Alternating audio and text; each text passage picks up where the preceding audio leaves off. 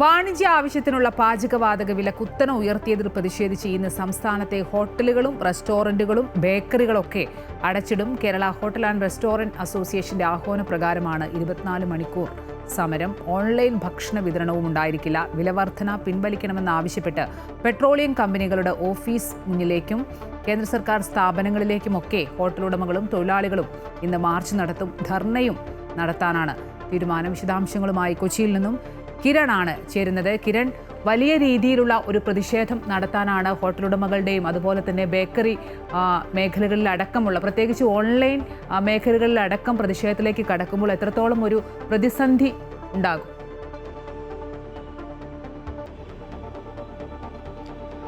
അമ്പിളി, പശ്ചിമേഷ്യൻ സംഘർഷത്തിന്റെ പശ്ചാത്തലത്തിൽ പാചകവാതകം, പ്രത്യേകിച്ച് വാണിജ്യ പാചകവാതകത്തിന് ഉണ്ടായിട്ടുള്ള വില വർധനവിൽ പ്രതിഷേധിച്ചുകൊണ്ടാണ് ഹോട്ടൽ ആൻഡ് റെസ്റ്റോറൻറ്റ്സ് അസോസിയേഷന്റെ നേതൃത്വത്തിൽ ഇന്ന് സംസ്ഥാന വ്യാപകമായിട്ടുള്ള സമര പരിപാടിയിലേക്ക് കടന്നിരിക്കുന്നത്. നേരത്തെ തന്നെ ഈ യുദ്ധത്തിന്റെ ഒരു പശ്ചാത്തലത്തിൽ പാചകവാതകത്തിന് വില വർധനവ് ഉണ്ടാവുകയും കൂടാതെ തന്നെ ഇതിന് പ്രതിസന്ധി, ലഭ്യതക്ക് കുറവടക്കമുള്ള പ്രതിസന്ധികളും ഹോട്ടലുടമകൾ നേരിട്ടിരുന്നതാണ്. ഈ ഒരു സാഹചര്യത്തിൽ തന്നെയാണ് വീണ്ടും ഒരു വില വർധനവ് ഉണ്ടായിരിക്കുന്നത്. ഈ യുദ്ധം ആരംഭിച്ചതിന് ശേഷം ഇതിപ്പോൾ 3ാം തവണയാണ് വിലവർധന ഉണ്ടായിരിക്കുന്നത്. ഒറ്റയടിക്ക് 1000-ഓളം രൂപ, അതായത് 993 രൂപ വർദ്ധിപ്പിച്ചുകൊണ്ടുള്ള നടപടി. ഈ നടപടി വലിയ രീതിയിൽ തന്നെ ഹോട്ടൽ ഉടമകൾക്ക് ബുദ്ധിമുട്ടുണ്ടാക്കുന്നു എന്ന് ചൂണ്ടിക്കാണിച്ചുകൊണ്ട് തന്നെയാണ് ഈ അസോസിയേഷന്റെ നേതൃത്വത്തിൽ ഇന്ന് സമരം പ്രഖ്യാപിച്ചിരിക്കുന്നത്.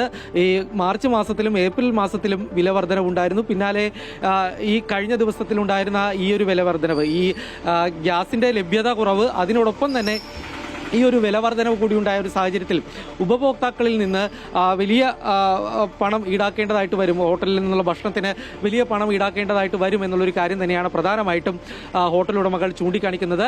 നേരത്തെ തന്നെ ഇവർ സമരം പ്രഖ്യാപിച്ചിരുന്നതാണെങ്കിലും പിന്നീട് അത് പിൻവലിക്കുന്നതായിട്ടുള്ള ഒരു സാഹചര്യം, അത് ഈ ഗ്യാസിന്റെ ലഭ്യത കുറവിനെ തുടർന്ന് അന്ന് സമരം പ്രഖ്യാപിച്ചിട്ട് പിന്നീട് പിൻവലിക്കുന്നതായിട്ടുള്ള സാഹചര്യം ഉണ്ടായിരുന്നു. എന്നാൽ ഇപ്പോൾ വിലവർധനവ് കൂടി ഉണ്ടായ ഒരു സാഹചര്യത്തിൽ ഇനി ശക്തമായ നടപടികളിലേക്ക് കടക്കാതിരിക്കാൻ കഴിയില്ല എന്നുള്ളൊരു കാര്യം തന്നെയാണ് ഹോട്ടൽ ഉടമകൾ വ്യക്തമാക്കുന്നത്. ഇതിൻ്റെ അടിസ്ഥാനത്തിലാണ് ഇന്ന് സമരം പ്രഖ്യാപിച്ചിരിക്കുന്നത്. ഈ 24 മണിക്കൂർ സമരം നടക്കുമ്പോൾ ഏതായാലും ഹോട്ടലുകൾ അടച്ചിടുന്നു, ഒപ്പം തന്നെ ഓൺലൈൻ ഭക്ഷണ വിതരണത്തെ കൂടി ഇത് ബാധിക്കും എന്നുള്ളൊരു കാര്യം തന്നെയാണ്. ഓൺലൈൻ ഭക്ഷണ വിതരണവും പൂർണ്ണമായി തന്നെ ഇന്ന് ഒഴിവാക്കിയിട്ടുണ്ട്.